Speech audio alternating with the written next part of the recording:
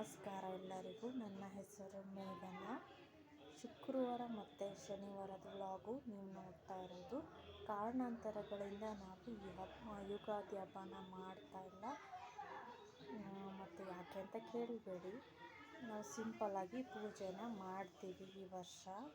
ಹಾಗೆಯೇ ಇನ್ನೊಂದು, ಎಲ್ಲರಿಗೂ ಯುಗಾದಿ ಹಬ್ಬದ ಶುಭಾಶಯಗಳು.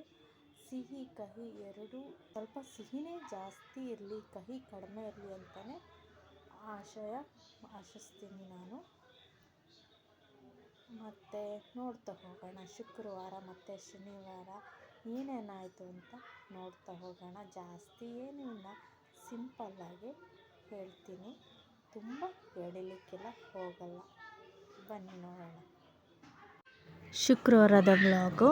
ಬೆಳಗ್ಗೆ ನಾನು ಇಡ್ಲಿ ಮಾಡಿದ್ದೆ. ಹಾಗೆಯೇ ಮಧ್ಯಾಹ್ನ ಇದಕ್ಕೆ ಏನು ಮಾಡಿದೆ ಅಂತಂದರೆ, ರಾಗಿ ಹಿಟ್ಟನ್ನು ಹಾಕಿ ಮಿಕ್ಸಿಯಲ್ಲಿ ಹಾಕ್ಬಿಟ್ಟು ರಾಗಿ ಹಿಟ್ಟಿನ ದೋಸೆನ ನನ್ನ ಮಗನಿಗೆ ಸ್ಕೂಲಿಂದ ಬಂದು ಮಾಡಿಕೊಟ್ಟೆ. ಅವನು ಇಡ್ಲಿ ತಿನ್ನಲ್ಲ ಅಂತ ಹೇಳ್ದ, ಹಾಗಾಗಿ ರಾಗಿ ದೋಸೆ ಮಾಡಿ ಕೊಟ್ಟೆ ಮಧ್ಯಾಹ್ನಕ್ಕೆ.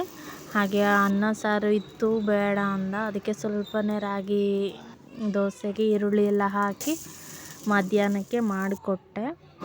ಚಟ್ನಿ ಪುಡಿ ಊರಿಂದ ಕಳಿಸಿದ್ರು, ತುಂಬ ರುಚಿಯಾಗಿತ್ತು ಚಟ್ನಿ ಪುಡಿಗೆ ಮತ್ತು ಈ ದೋಸೆಗೆ ಒಳ್ಳೆ ಕಾಂಬಿನೇಷನು. ಆನಂತರ ನಾವು ಡಿ-ಮಾರ್ಟಿಗೆ ಹೋದ್ವಿ. ಹಾಗೆ ಹಬ್ಬಕ್ಕೆ ಮನೆ ಕ್ಲೀನ್ ಮಾಡೋಣ ಅಂತ ಹೇಳ್ಬಿಟ್ಟು ಮನೆಯೆಲ್ಲ ಕ್ಲೀನ್ ಮಾಡಿದೆ. ಬಟ್ ನಾವೇನು ಹಬ್ಬನ ಆಚರಿಸಲ್ಲ, ಸುಮ್ಮನೆ ಶಾಸ್ತ್ರಕ್ಕೆ ಕ್ಲೀನ್ ಮಾಡಿದ್ವಿ. ಹಾಗೆ ಶನಿವಾರ ವ್ಲಾಗಿಗೆ ಬಂದರೆ, ಶನಿವಾರ ಏನಿಲ್ಲ, ಸಿಂಪಲ್ಲಾಗಿ ನಾನು ಉಪ್ಪಿಟ್ಟು ಮಾಡ್ಕೊಂಡಿದ್ದೆ. ಬೇಗನೆ ಹೊರಡಬೇಕಾಗಿತ್ತಲ್ಲ ನಮ್ಮ ಮನೇಲಿ ಇವರು ಆಫೀಸಿಗೆ ಅಂತ ಹೇಳ್ಬಿಟ್ಟು ನಾನು ಉಪ್ಪಿಟ್ಟನ್ನು ಮಾಡಿದೆ. ಆದರೆ ನನ್ನ ಮಗನಿಗೆ ಉಪ್ಪಿಟ್ಟು, ಅಮ್ಮ ಬರೀ ಉಪ್ಪಿಟ್ಟೇ ಮಾಡ್ತೀಯ ನೀನು, ಬೇರೆ ಏನಾದರೂ ಮಾಡಿಕೊಡು, ನಾನು ತಿನ್ನಲ್ಲ ಅಂದ. ಅವನಿಗೆ ರಜೆ ಬೇರೆ ಸ್ಟಾರ್ಟ್ ಆಗಿದೆ ಅಲ್ಲ, ಹಾಗಾಗಿ ಅವನಿಗೆ ಸ್ಪೆಷಲ್ಲಾಗಿರೋದು ಬೇಕಾಗುತ್ತೆ. ನಾನಿವತ್ತು ಉಪ್ಪಿಟ್ಟು ಮಾಡೋದಕ್ಕೆ ಅವನಿಗೆ ಬೇಜಾರಾಯಿತು. ಹಾಗಾಗಿ ಮತ್ತೆ ಪುಳಿಯೋಗರೆ ಗೊಜ್ಜನ್ನು ಮಾಡಿ ಅವಲಕ್ಕಿ ಕಲಿಸ್ಕೊಟ್ಟೆ. ಅದು ಸ್ವಲ್ಪನೇ ತಿಂದ, ಅದನ್ನು ಕೂಡ ಜಾಸ್ತಿ ತಿನ್ನಲಿಲ್ಲ. ಅವನು ಸ್ವಲ್ಪನೇ ತಿಂದ ಗೊಜ್ಜು ಅವಲಕ್ಕಿನ. ಇರಲಿ ಅಂತ ನಾನು ಸುಮ್ಮನಾದೆ. ಆನಂತರ ಅವನೇನೋ ಏನೋ ಇತ್ತಲ್ಲ, ಅದು ಏನೋ ಅಲ್ಲ, ಬೇರೆ ಏನೋ ORS ಇತ್ತು, ಅದರದ್ದು ಐಸ್ ಕ್ರೀಮು ಫ್ರಿಜ್ಜಲ್ಲಿಟ್ಟು ಐಸ್ ಮಾಡಿದ್ದ. ಅದರದ್ದು ಟೇಸ್ಟ್ ನೋಡ್ತೀನಿ ಅಂದ. ಸರಿ ಅಂತ ಟೇಸ್ಟ್ ನೋಡ್ತಾ ಇದ್ದಾರೆ.